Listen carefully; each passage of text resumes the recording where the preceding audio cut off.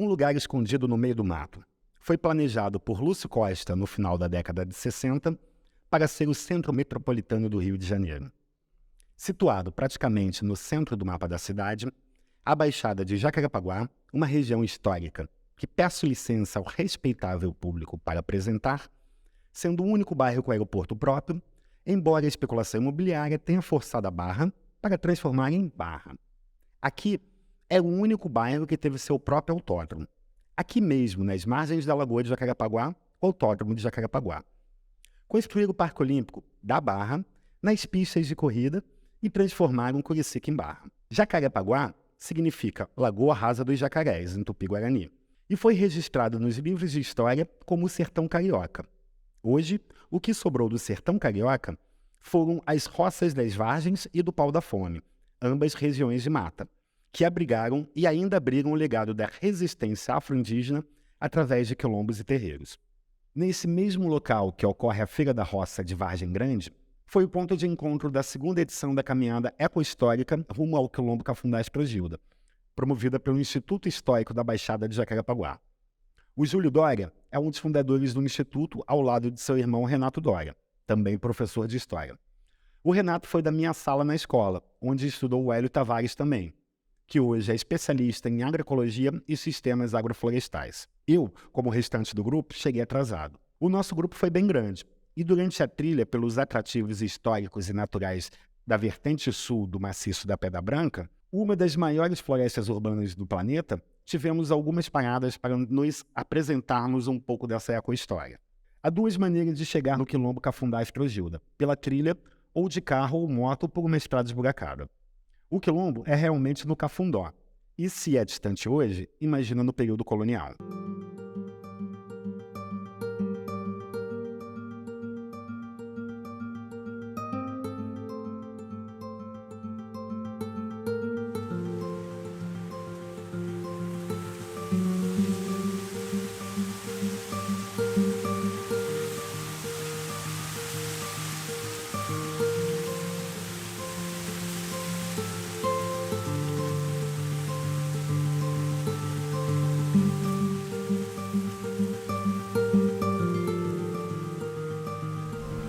Que você possa, sim, ter uma semana abençoada, tranquila, em nome do Pai, do Filho e do Espírito Santo.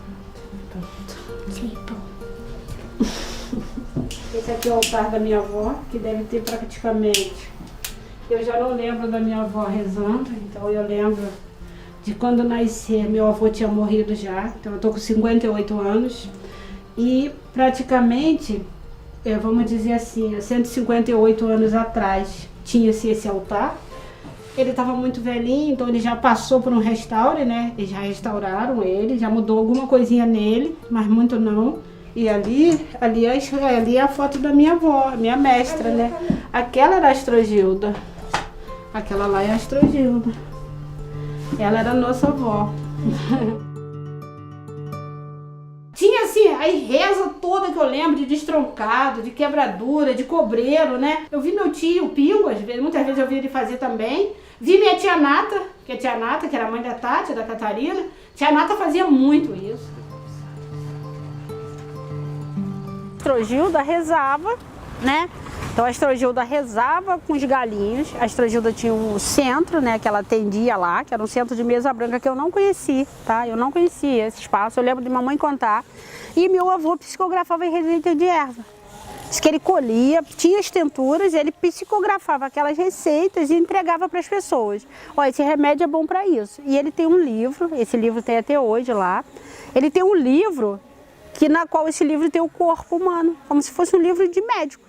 E ele olhava aquele livro e perguntava a dor, e ali ele apontava, e ali ele dava o remédio em cima daquilo tudo ali. A minha mãe, a minha vida toda, a minha mãe dizia que o centro, que o espiritismo era muito perigoso, que a gente tinha que ter muito cuidado, muito respeito. E eu acho que eu respeitei demais isso, porque eu tinha medo.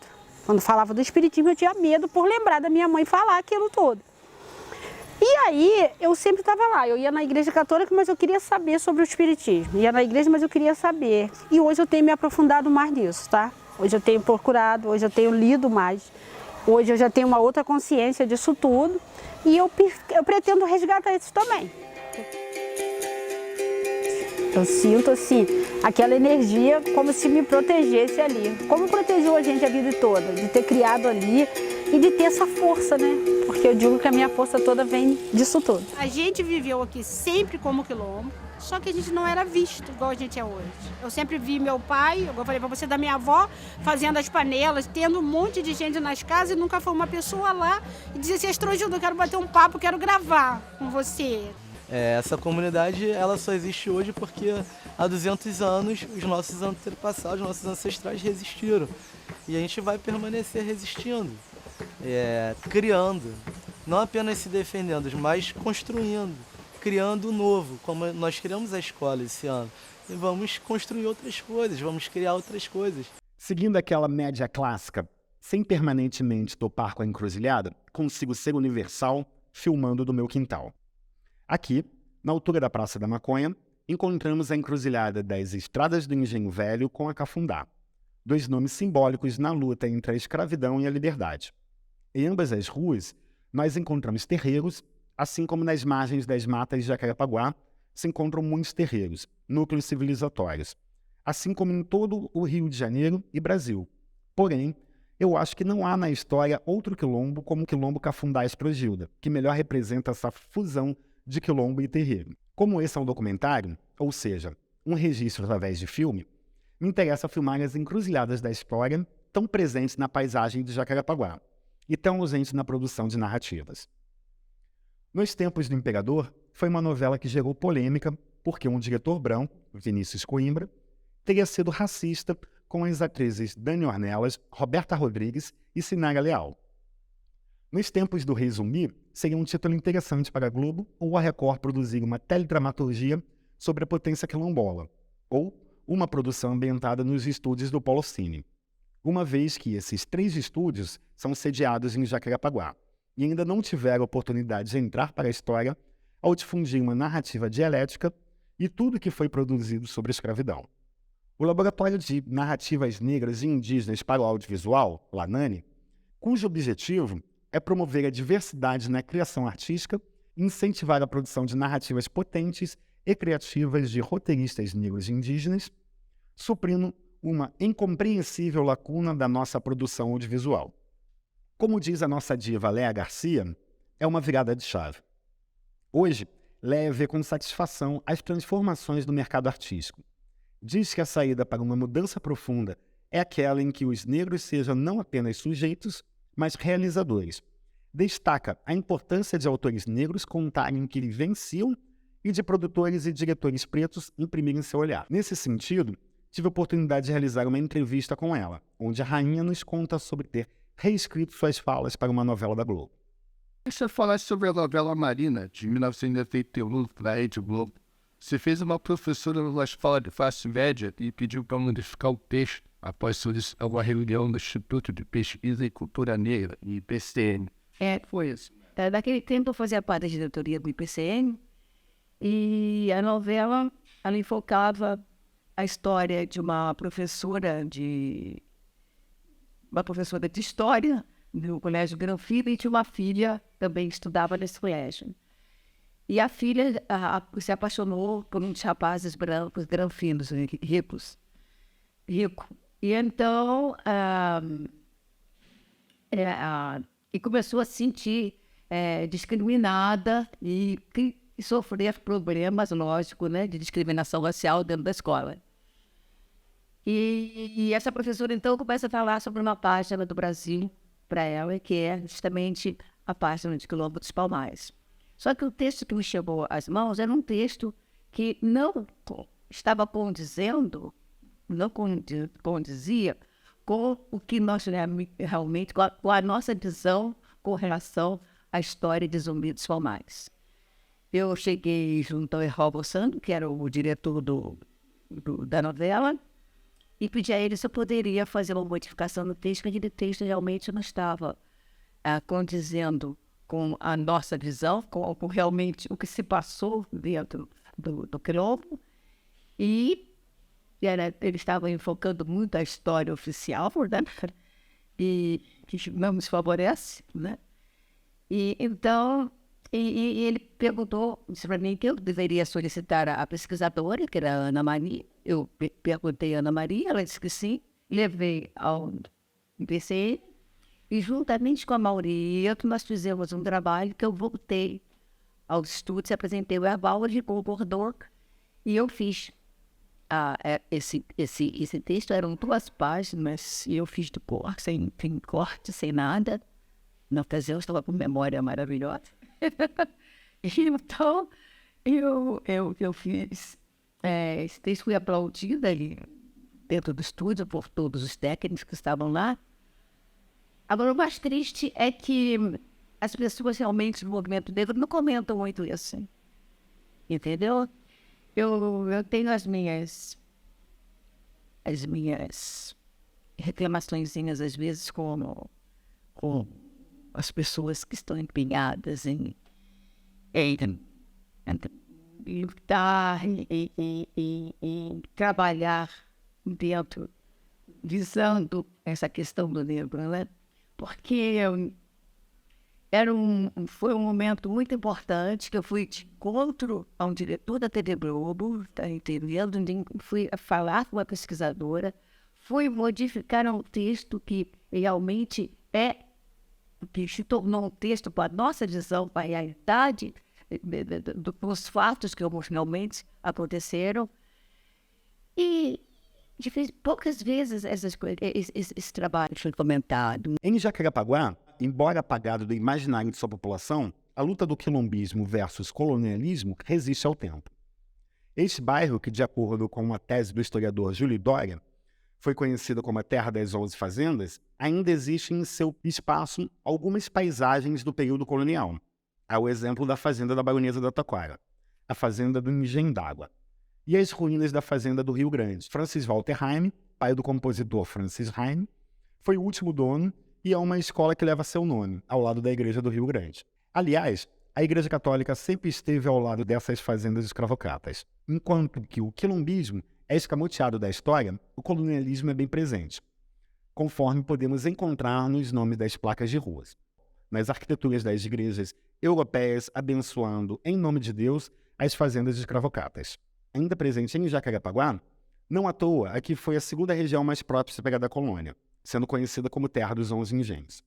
Hoje, esse modelo paralelo entre a Casa Grande e a Senzala tem seu legado como casarão e favela, ao exemplo dos condomínios de luxo e comunidades, ao exemplo da Cidade de Deus.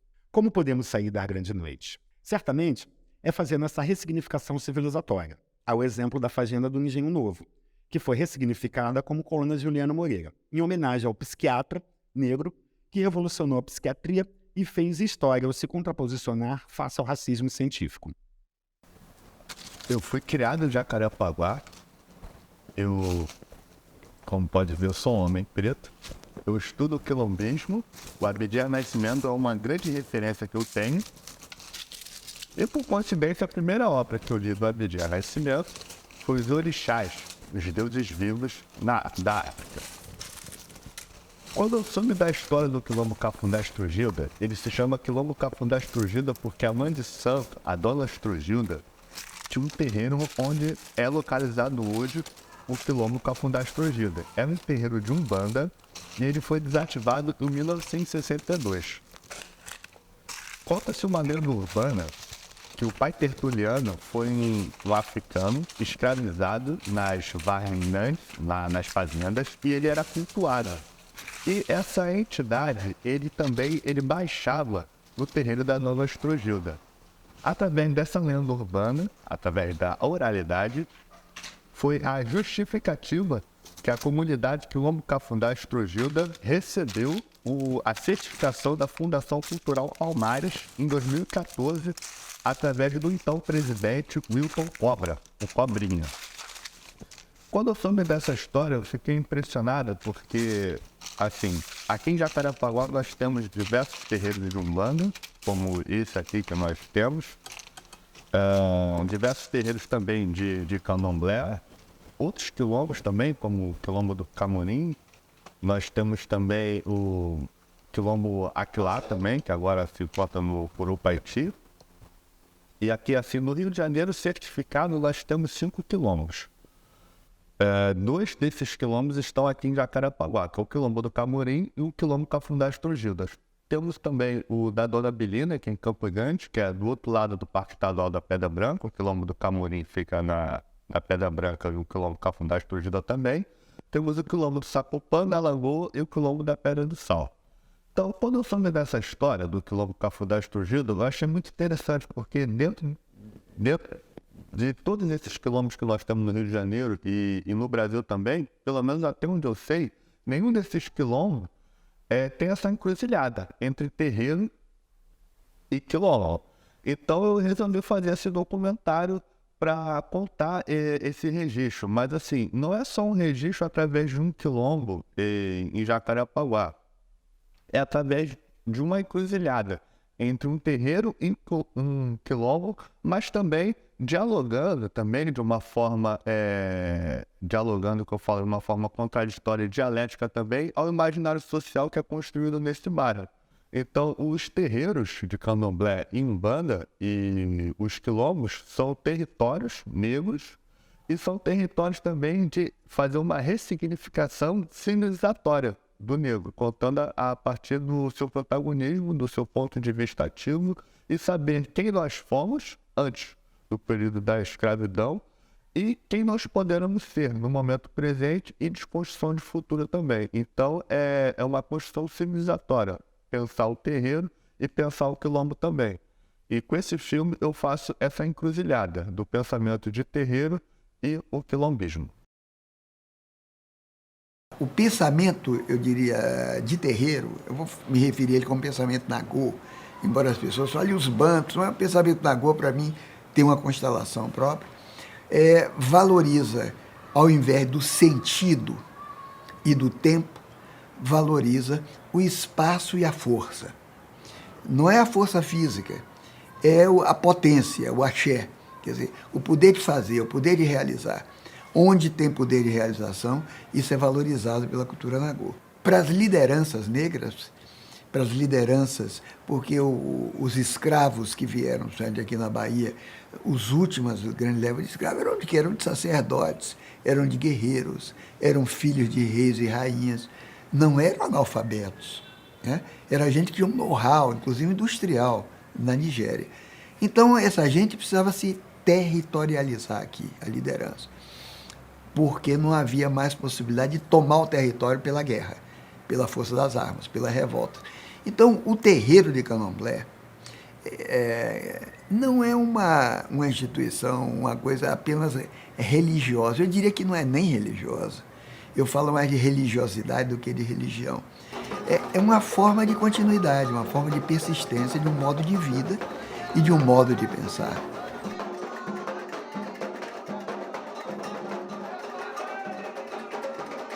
Porque na África você pega, digamos, cada cidade daquela Europa tinha um orixá, separado de outro. O que o terreiro faz é uma espécie de metáfora espacial, onde tudo isso está muito próximo, os orixás estão próximos, é como se reterritorializasse a África aqui. Olha só, nós temos aqui, portanto, outra lógica, uma lógica que põe o corpo em primeiro plano, uma lógica da corporeidade, e que o pensamento atravessa o corpo. Atravessa o corpo. Portanto, é um tipo de pensamento, é um tipo de filosofia que eu chamo a toque de tambor, né? A toque de tambor. Entra a questão da espacialização, a questão da música, que é vital, da música com uma tecnologia de agregação de gente, é fundamental. E tudo isso parte, principalmente aqui no Brasil, no Caribe, em Cuba, em outros lugares. Tem outras instituições, mas no Brasil isso tudo parte do terreiro. O terreiro, portanto, é, do ponto de vista espacial, um núcleo civilizatório. O senhor propõe um resgate desse conceito original? Então, eu tenho pensado... É possível isso? Conversado por aí com a militância, com estudantes, com a universidade, no sentido... E com os terreiros, sobretudo, né? Porque eu fico entendo que é nos terreiros que estão guardados de forma amalgamada mesclada O saber. esses princípios e valores. A gente entende que na diáspora das Américas, né, o que era antes do colonialismo, uma forma de ser, de ver e estar no mundo, quando foi trazida para as Américas, quando foram, né, sequestrada para as Américas, ela tomou esse contorno religioso. Até porque a gente diz que antes da deportação dos africanos para as Américas, o colonialismo trabalhou com duas ações, que a gente chama de apagão e de arrastão ideológico. Não dá para não esquecer de que, junto com o empreendimento colonialista, a Igreja Católica foi a parceira fundamental. Então, ela, num período que se confundia relações sociais com religião, então a Igreja Católica foi fundamental em... Parece que é o mesmo que anda acontecendo atualmente, né? Parece que é um contínuo, mas tem essa ação estruturante, né, que foi colocada na cabeça dos povos africanos, e essa dualidade, esse maniqueísmo, né, era preciso que nas relações sociais a ideia do mal, do bem e do mal se corporificasse. Então esse justamente é o que a gente chama, que são as armadilhas e as arapucas do colonialismo que persiste até hoje. O colonialismo não foi só uma pilhagem material, foi uma pilhagem epistemológica, uma pilhagem teológica, uma pilhagem filosófica, entendeu?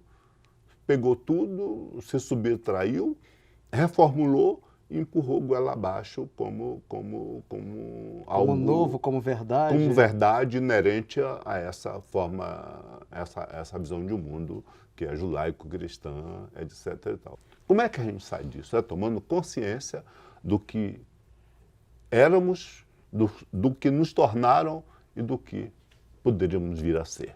O que nós desejamos é resgatar o espaço que é nosso, que é natural. E é do nosso povo, e é da nossa gente.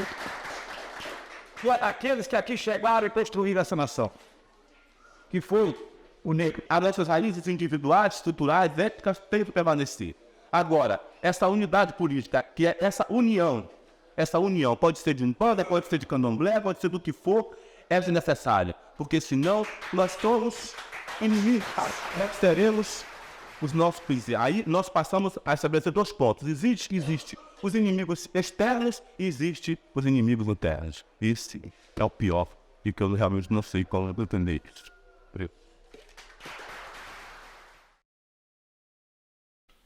O que é o quilombismo? Eu não posso responder isso com precisão. Mas sem te observar a presença africana nas terras ameríndias e o poder ibérico, europeu, na cultura dominante desses países, você pode perceber que há um nada. A proposta quilombista, do quilombismo, é valorizar a experiência dos povos africanos e americanos e criar uma sociedade mais justa para esses povos que criaram as novas nações do Afrodita. Esse segundo núcleo foi intitulado Quilombismo, como esse trabalho, um livro do Abdias e o conceito que ele desenvolveu ao longo da sua atividade intelectual e que retoma a experiência dos quilombos, esses lugares de resistência da população negra que foi escravizada e que procurava nesses territórios um espaço de fuga e de resistência também, mas é também um conceito visual, na ideia de que um trabalho visual pode comunicar ideias que são ideias teóricas e intelectuais. Então esse trabalho, o quilombismo, está aí associando as cores do panafricanismo, aqui no caso o verde e o vermelho, e o símbolo associa as insígnias dos orixás Ogum e Exum. Ogum é o orixá da guerra, mas é também o orixá da inovação tecnológica. Exu é o orixá da contradição, mas também da mensagem, do poder da comunicação. Essas duas figuras e as suas características constituiriam para o Abdias o que é traduzido literariamente como o quilombismo.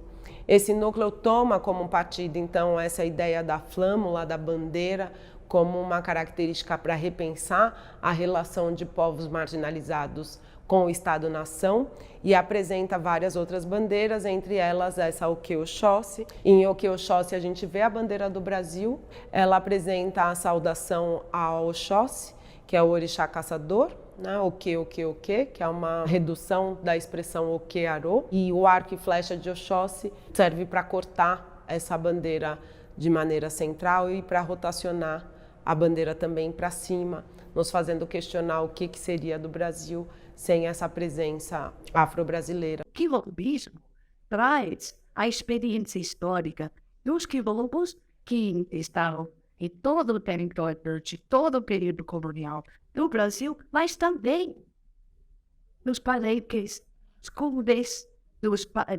cimarrones e de cimarrão, que era a palavra para quilombo do México, vem a palavra baru em inglês, porque ali perto você tem Jamaica e outras ilhas do Caribe, outras ilhas do Caribe, de fala inglesa.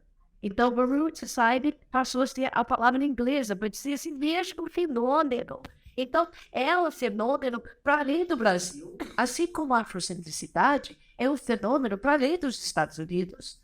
É algo que remete à experiência dos povos africanos como um todo, que traz um conhecimento, uma epistemologia que pode embasar não só uma proposta política, porque o quilombismo é uma proposta de organização nacional, do Estado Nacional quilombista. Quando eu diz a palavra quilombo, aí eu estou falando sobre a minha praia. É que o quilombo vai muito além de um espaço físico, entendeu? O quilombo tem que estar na nossa cabeça. É uma questão que está mais na nossa mente, né? Porque você pode pegar fazer a estrutura do quilombo a partir até da história e tal. Isso é uma boa questão. Mas o quilombo já ultrapassou isso. A gente precisa mais de política partidária para trabalhar a nossa ideologia. E para agora, os nossos quilombos. Narrativa é ponto de vista, posto e dita como verdade, para quem aceita em parte, a metade ou mediocridade. Do pensamento autoritário ou deturpado, vivo o direito ao contraditório. E dentro dessa contradição, começo minha canção. A minha versão em versos, nem tão poéticos, mas convexos, sinergéticos como as encruzilhadas, como as jornadas da negrada de Jacarepaguá. Em quilombos e terreiros, através de mitos e ritos, entre fazendas e igrejas, nessa peleja da luta entre a Casa Grande e Senzala, da segregação entre condomínios de luxo e favelas, um bairro localizado no coração do Rio de Janeiro, um patrimônio histórico desconhecido do povo brasileiro. A história afro-brasileira foi uma narrativa euro-brasileira, distorcida desde seu ponto de partida. O escravismo se deu a partir de raça, e a raça formou o capitalismo racista. Segundo Caio Prado, o escravizado foi um ser movente, na contracorrente desse pensamento escravizador. Bora beber na fonte de Muniz Sodré, Henrique Cunha e Abdias Nascimento, em prol do renascimento do pensamento libertário. Difícil de encontrar com qualquer bibliotecário, porque essa bibliografia foi escamoteada da nossa historiografia. Nos ensinaram que escravo era analfabeto e não sabia ler. Os irmãos eram poliglotas, falavam árabe e quase tomaram de assalto o Brasil Império. Com a Revolução Malê, nos ensinaram que escravo era irracional. Os irmãos tinham know-how. De todo o sistema operacional, mestres na ferraria de Adinkra, artistas nas lápides das pedras preciosas, curandeiros botânicos na flora nacional. Todo um conhecimento resgatado através do tempo, porque não se pode segurar o tempo, lógico. O saber é nosso maior patrimônio, e nossa cultura, nosso sistema imunológico. De um lado vieram a realeza, príncipes e princesas, prisioneiros políticos e guerreiros. E não era da Europa, ora. Da Europa vieram os degredados e desempregados. A chamada mão de obra escrava, a força bruta que construiu o Brasil, orientada pelas mentes que tinham o saber do fazer. Os próprios fazedores, posto que os senhores, feitores e escravizadores ficavam ausentes, sendo presente o medo como controle, da repressão permanente, o silêncio no ambiente. Silenciado da grade escolar é a força da mente. Escravizando o pensamento, se alugava o escravizado como fazedor, da cultura, arte e contabilidade, por toda parte e campos do raciocínio vigente. Se alugava e comprava escravo para a produção do conhecimento imanente. Essas são algumas nuances, raramente narradas antes, sobre a história africana brasileira, urgente ocupar as prateleiras, potente difusão na comunicação, devido à dimensão que a desumanização dos nossos corpos foram feitos, e permanecem os efeitos, porque a lavagem cerebral foi um crime perfeito. No continente ancestral nunca houve escravidão, havia servidão, pela hegemonia da cercania mais próspera do planeta Terra. Meu mano, cabeça aberta, precisamos de uma reformulação geral, uma ressignificação civilizacional, como quilombos e terreiros, territórios negros em seu ativo ancestral. Clóvis Moura, em Quilombos e Rebeliões Negras, nos ensina que 5 negros juntos eram considerados quilombo, exemplos da potência negra em conjunto. Tamo junto, por um pensamento nagô, pela África e sua metáfora espacial, transfiguração territorial. O primeiro terreiro de Quetu foi fundado por Antampeu Jarô, filha gêmea de Alaquetu, rei de Quetu. Era uma princesa e teve sua herdeira, a brasileira Yaocobiodé. Tem que ser espírito de Odé, para caçar outras narrativas, outros pontos de vista, para botar na pista. Estamos vivos, fortes e sadios, o terror desse mundo doentio. Estamos lúcidos, argúcios e potentes, o terror dessa gente doente. Descendemos de reis e rainhas e ninguém mais vai parar a gente. Assim estimo um só destino.